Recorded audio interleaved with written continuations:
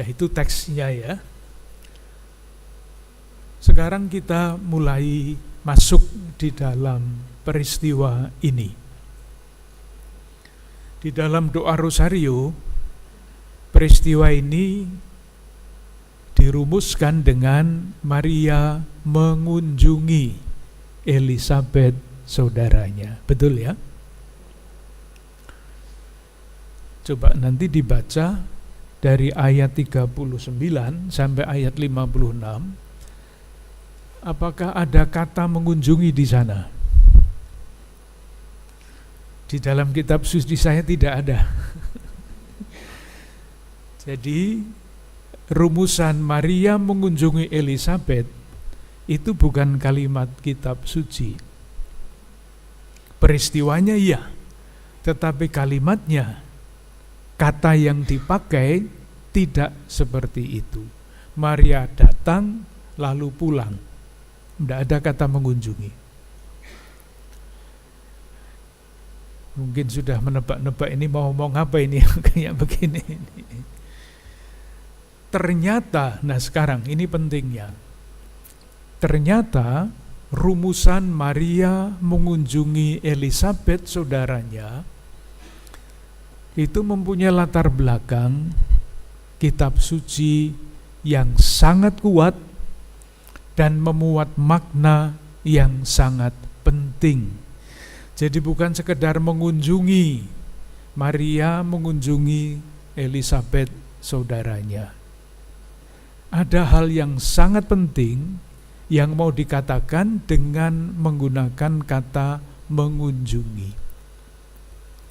Nah, di dalam Injil Lukas yang dipakai sebetulnya adalah kata melawat.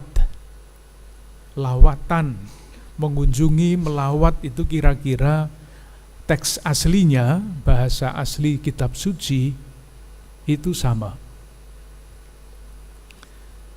Oleh karena itu kita mesti mencari ini kira-kira yang dulu merumuskan peristiwa ini dengan kalimat Maria mengunjungi Elisabet, melawati Elisabet.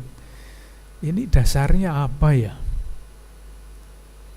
Karena pasti bukan sembarangan dirumuskan Maria mengunjungi Elisabet saudarinya. Salam Maria penuh rahmat. Enggak. Ada alasan. Maka caranya di dalam mencari makna ya menemukan kata melawat, mengunjungi. Ada di mana di dalam kitab suci kata yang dipakai itu.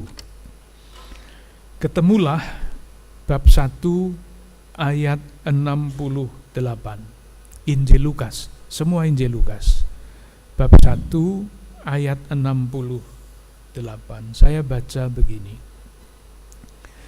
Terpujilah Tuhan Allah Israel, sebab Ia melawat umat-Nya, mengunjungi umat-Nya, dan membawa kelepasan baginya. Ayat 78. Oleh rahmat dan belas kasihan dari Allah kita, dengan mana Ia akan melawat kita, surya pagi dan tempat dari tempat yang tinggi. Jadi kalau di dalam kitab suci digunakan kata mengunjungi, yang kita pakai di dalam doa Rosario, di dalam kitab suci diterjemahkan dengan kata melawat. Kata itu dipakai untuk menggambarkan ketika Allah masuk di dalam sejarah manusia. Allah melawat umat-Nya. Allah mengunjungi umat-Nya.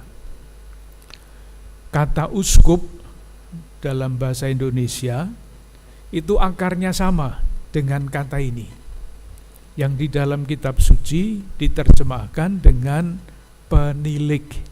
Jadi menilik, mengunjungi, melawat itu kata akarnya, kata asli di dalam kitab suci asli itu sama. Jadi tugasnya uskup itu seperti tugasnya Bunda Maria ini, mengunjungi, menilik umat. Jadi kalau uskup tinggal di rumah saja, itu bukan uskup, tugasnya menilik, tugasnya mengunjungi, maka kemana-mana, ke paroki-paroki yang menjadi wilayah pelayanannya. Jadi ketika kita mengucapkan peristiwa yang kedua, Maria mengunjungi Elisabet saudaranya. Di belakang kalimat itu kan yang terjadi peristiwanya adalah Maria mengunjungi Elisabet. Itu yang ada di permukaan, yang kelihatan. Di bawahnya ini adalah simbol, lambang dari Allah yang sedang melawat umatnya. Dan Bunda Maria mempunyai peranan yang sangat menentukan di dalam peristiwa Allah yang melawat umatnya itu. Karena Allah ini melawat umatnya lewat siapa? Lewat Yesus. Nah, kalau Bunda Maria tidak mau menerima tugas yang dipercayakan Allah kepadanya, bagaimana Allah dapat melawat umatnya? Moga-moga jelas ya. Jadi ada dua lapis. Lapis pertama, Maria mengunjungi Elisabet saudarinya. Kunjungan manusiawi biasa. Lalu kita coba cari apakah ada makna yang jauh lebih dalam daripada sekedar kunjungan dua bersaudara itu. Nah, caranya dengan membaca kitab suci, mencari kata mengunjungi itu ada di mana, kata melawat itu ada di mana. Kita temukan pada bab 1 Injil Lukas ayat 68 dan 78. Moga-moga jelas. Satu lagi bab 7 ayat 16 Injil Lukas. Masih ada kata melawat. Kita pasti ingat kisah Yesus membangkitkan anak muda di Nain. Pada ayat 16 dikatakan begini, seorang nabi besar telah muncul di tengah-tengah kita, dan Allah telah melawat umatnya. Jadi ketika terjadi penyembuhan, Yesus menyembuhkan anak muda di Nain. Kalimat kesimpulannya, Allah telah melawat umatnya. Jadi dari kata melawat kita dapat memperoleh indikator. Jadi jangan di kunjungan Maria kepada Elisabet, jangan hanya dimaknai perjumpaan itu, jangan hanya dimaknai sebagai kunjungan dua orang bersaudara, tetapi ini adalah antisipasi atau wujud awal dari Allah yang melawat umatnya itu. Moga-moga tidak berbelit-belit. Ayat bab 19 Injil Lukas ayat 44.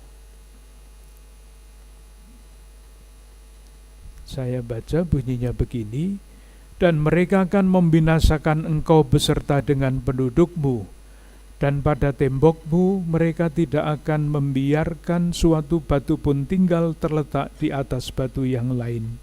Nah sekarang, karena engkau tidak mengetahui saat bila mana Allah melawat engkau. Kata melawat engkau ternyata itu istilah teknis yang mempunyai makna khusus di dalam kitab suci.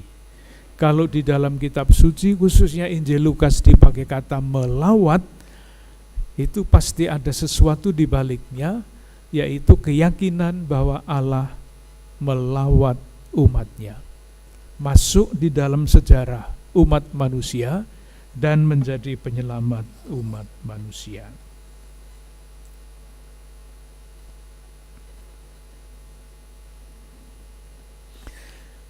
Jadi kesimpulan lagi, diulang-ulang supaya moga-moga tidak membosankan, tetapi menjelaskan. Kesimpulannya begini, dalam perjumpaan antara Maria dan Elisabet itu, terjadilah Allah yang melawat umatnya.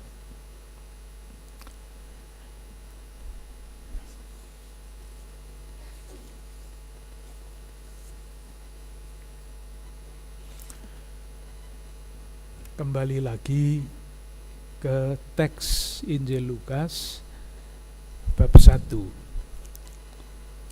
Jadi kita bertanya atau kita mempertanyakan dalam arti baik ya, tidak meragukan tetapi mempertanyakan kenapa kisahnya dirumuskan dengan kata ini. Beberapa waktu kemudian berangkatlah Maria dan langsung berjalan ke pegunungan. Langsung, tidak mampir-mampir, tidak singgah-singgah. Dan dikatakan di situ, berangkatlah dan langsung, itu menunjukkan ketergesa-gesaan. Jadi jurusannya ke sana dan cepat-cepat langkah itu diayunkan ke sana. Apakah ada sesuatu yang bisa kita simpulkan dari kata langsung, segera, tergesa-gesa itu? Nanti silahkan mencoba merenungkannya sendiri. Kalau orang berangkat langsung, cepat-cepat,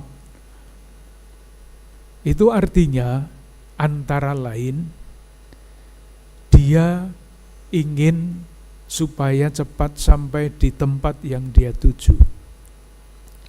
Atau dia tidak mempunyai keraguan-raguan sedikit pun bahwa dia harus berangkat ke sana langsung.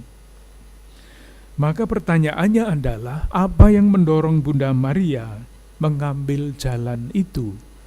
Mengambil sikap itu langsung segera berangkat. Nah, kalau kita mau mudah, jawabannya adalah tentu Roh Kudus yang mendorong itu. Itu jawaban mudah dan pasti benar. Tetapi apakah ada yang lebih rinci yang membuat kita semakin memahami ketergesaan dan kelangsungan itu? Jawabannya ada pada bab 1 ayat 36. Ketika Maria bercakap-cakap dengan malaikat, malaikat itu mengatakan begini, "Dan sesungguhnya Elisabet sanakmu itu, ia pun sedang mengandung seorang anak laki-laki pada hari tuanya, dan inilah bulan yang ke-6 bagi dia yang disebut mandul itu. Sebab bagi Allah tidak ada yang mustahil." Jadi sebetulnya apa yang membuat Maria tergesa-gesa dan cepat-cepat pergi ke tempatnya Elisabet? Ia ingin melihat tanda yang diberikan oleh malaikat kepada dia ketika dia diberi tugas untuk menjadi ibu Yesus. Yang dia lihat adalah satu anomali biologis. Elisabet sudah usia lanjut mengandung. Ini kan anomali. Sebetulnya secara natural tidak mungkin.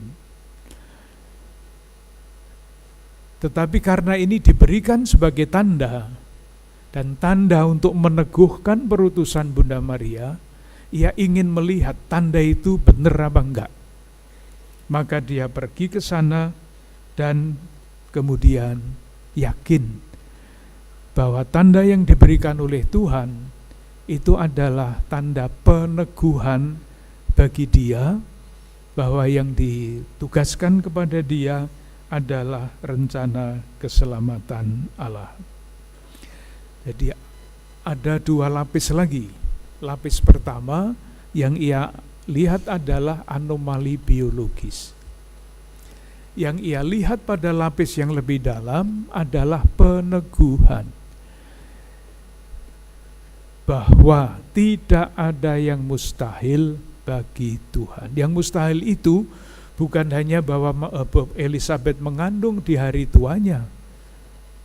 Bukan hanya itu yang mustahil, tetapi yang tidak mustahil adalah bahwa Allah memilih cara itu untuk melawati umatnya. Dan Bunda Maria mempunyai tugas yang sangat menentukan di dalam peristiwa itu. Yang juga menarik adalah ini. Di situ ia masuk ke rumah Zakaria dan memberikan salam kepada Elisabeth. Kalau berjumpa dengan orang lain kan kita juga mengucapkan salam ya. Selamat pagi, pagi. Apa kabar? Luar biasa. Itu juga bagus ya. Tetapi kita sadar apa enggak? Di belakang salam itu ada apa sebetulnya?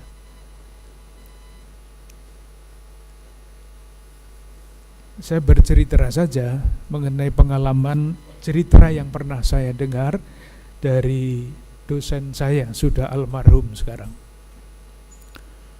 Seorang Romo, misionaris dari Belanda. Waktu itu dia ditugaskan untuk menjadi pendamping siswa di SMA De Brito di Jogja. Itu kolese dari Romo-Romo Yesuit. Di Semarang ada kolese Yesuit yang lain namanya Loyola. Di tengah-tengahnya ada seminari menengah Mertoyudan. Nah, pada suatu ketika tempat pendidikan itu ingin mengadakan pertandingan bersama-sama. Tempatnya karena menginap, maka tempatnya di seminari Mertoyudan yang ada tempat tidurnya untuk orang banyak. Romo ini, Romo Tom Jacobs, kalau kenal nama itu, seorang perintis di dalam ilmu teologi di Indonesia, itu mendampingi anak-anak yang dari De Brito. Pertandingan berjalan baik, mereka anak-anak tidur menginap di sana, dan pagi hari Romo Tom Jacobs ini berkeliling membangunkan anak-anak tidur di ruang kelas yang besar. Dan Romo Tom Jacobs ini mengucapkan salam. Selamat pagi anak-anak, bangun, sudah waktunya bangun. Salam biasa sekali kan? Selamat pagi anak-anak, bangun, sudah waktunya bangun. Sudah. Pertandingan selesai, semuanya selesai. Sekian tahun kemudian, Romo Tom Jacobs ini merayakan Ekaristi di salah satu paroki. Dan dia didekati oleh sepasang suami istri yang masih muda. Dan bapak dari keluarga itu bertanya, Romo masih ingat saya? Ya pasti tidak ingat. Sudah lama dan anaknya banyak. Lalu anak itu memperkenalkan dirinya. Romo ingat waktu Romo mendampingi anak-anak De Brito pergi ke pertandingan di seminari Mertoyudan. Masih ingat. Romo, waktu itu saya ingat betul Romo masuk ke bangsal tempat kami tidur. Romo mengucapkan selamat pagi anak-anak. Romo boleh percaya apa tidak? Sesudah saya mendengar salam itu, saya berpikir untuk menjadi orang Katolik. Enak sekali jadi orang Katolik. Kalau gitu nanti kita berdiri di depan sana, selamat siang. Semua orang jadi Katolik. Ternyata anak itu adalah anak yatim piatu, tidak punya keluarga, tidak pernah mendengar salam seperti itu. Dan salam sesederhana itu masuk di dalam batinnya, entah bagaimana, itulah kekuatan salam dalam arti yang baik, meneguhkan kehidupan seseorang Dan ketika orang itu merasa diteguhkan, khususnya anak ini, dia mencoba mencari. Nah, kalau kita merumuskannya ya, apa yang ada di balik salam itu. Dan rupanya dia menemukan kesimpulannya dia, ini Romo ini hebat. Apa yang mendorong dia untuk mengucapkan salam bagi kami anak-anak ini. Dan akhirnya anak itu menjadi Katolik, menikah secara Katolik, dan ketemu dengan Romo Tom Jacobs itu di salah satu paroki di Bandung. Kekuatan salam yang sungguh-sungguh keluar dari hati. Tidak hanya salam tempel, tetapi salam yang sungguh-sungguh muncul. Karena salam ini sebetulnya sama dengan berkat ya. Sama dengan berkat. Di berkat itu bukan sekedar atas nama Bapa dan Putra dan Roh Kudus. Itu juga. Berkat itu bukan hanya tanda salib di dahi. Tapi berkat yang paling utama adalah ucapan yang seringkali tersembunyi. Dan berkat yang paling dahsyat adalah yang didengar oleh Yesus ketika ia dibaptis. Engkaulah anak yang kukasihi, kepadamulah aku berkenan. Dan ketika kita dibaptis, kita juga mendengar salam itu. Engkaulah anak yang kukasihi, kepadamulah aku berkenan.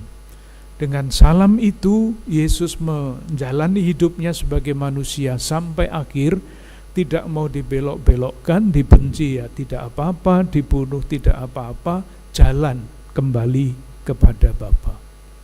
Karena salam, betapa dahsyatnya sebuah salam. Juga kalau diucapkan dengan sangat sederhana dan tulus. Salam biasanya salaman ya. Kan ada beberapa model salaman ya. Salamannya hanya gini. Nah, itu enggak salaman namanya, itu sentuhan. Tapi kalau kita bersalaman mengucapkan salam sungguh-sungguh, dengan menatap wajahnya, itulah kira-kira yang dilakukan oleh Bunda Maria dengan salam yang meneguhkan Elizabeth saudarinya. Sekarang apa yang dilakukan atau salam itu berbuah apa di dalam hidup Elizabeth? Ada beberapa hal. Lalu berserulah dengan suara nyaring, diberkatilah engkau di antara, ayat 41, dan ketika Elizabeth mendengar salam itu, melonjaklah anak yang di dalam rahimnya, dan Elizabeth pun penuh dengan Roh Kudus.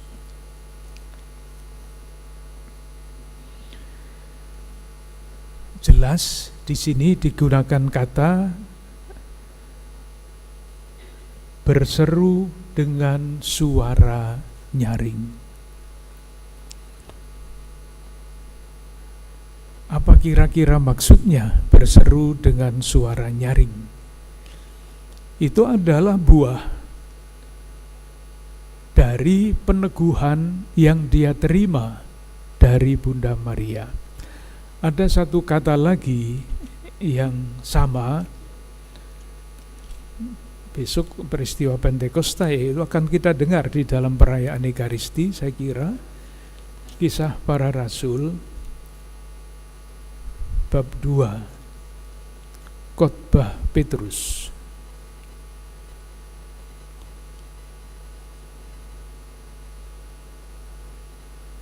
Nah, Kisah Para Rasul bab 2 ayat 14. Maka bangkitlah Petrus berdiri dengan ke-11 rasul itu, dan dengan suara nyaring ia berkata kepada mereka. Suara nyaring rupanya di dalam kitab suci mempunyai makna yang istimewa. Bukan sekedar suaranya bagus, bukan suaranya keras, tetapi mempunyai makna yang istimewa. Ketika Petrus berpidato dengan suara nyaring, apa yang membuat dia berbicara dengan suara nyaring? Jadi sesudah peristiwa Pentakosta, Kisah Para Rasul bab 2 ayat 1-11, Petrus mulai berkhotbah. Itu Kisah Para Rasul bab 2 ayat 12. Yang membuat Petrus berpidato dengan suara nyaring karena ia mendapatkan Roh Kudus. Itu bahasa teknis di dalam Kisah Para Rasul. Yang membuat Elisabet berseru dengan suara nyaring, dikatakan di situ ia penuh dengan Roh Kudus. Nah, ketika orang bersuara nyaring, tidak ragu-ragu, berani, yakin bahwa yang dikatakan itu baik dan benar, itulah buah dari Roh Kudus. Lalu kemudian dikatakan pada bagian selanjutnya, diberkatilah engkau di antara semua perempuan dan sebagainya. Diberkatilah tadi sudah disampaikan. Apa artinya diberkatilah? Itu artinya Tuhan mencintai engkau. Tuhan menggunakan Anda untuk melawat umatnya dan sebagainya. Dan kemudian pada ayat 45 Elisabet mengatakan, dan berbahagialah ia yang percaya, sebab apa yang dikatakan kepadanya dari Tuhan akan terlaksana. Berbahagialah ia yang telah percaya. Jadi Elisabet ini meneguhkan posisi Bunda Maria. Kita boleh bertanya ya, sebetulnya kalau kita sekarang menjalankan devosi kepada Bunda Maria itu teladannya siapa? Siapa yang pertama kali menyampaikan sembah bakti untuk Bunda Maria? Siapa? Ya Elisabet ini. Jadi kalau sekarang di mana-mana muncul devosi kepada Bunda Maria yang semakin kuat, kita mesti banyak belajar dari Elisabet. Karena Elisabet inilah yang menurut kisah ini pribadi yang pertama yang memuji mulia Bunda Maria. Kita itu ikut-ikut Elisabet dengan memuji Bunda Maria sebagai yang dirahmati. Dan ketika nanti kalau soal Kidung Magnificat mesti dibicarakan sendiri, tapi kesimpulannya begini, sesudah Bunda Maria berjumpa dengan Elisabet, ia pun dibebaskan. Tadi kesimpulannya kan begitu ya. Ketika Maria mengunjungi Elisabet, Elisabet menyampaikan pujian syukur, diberkatilah engkau di antara semua perempuan.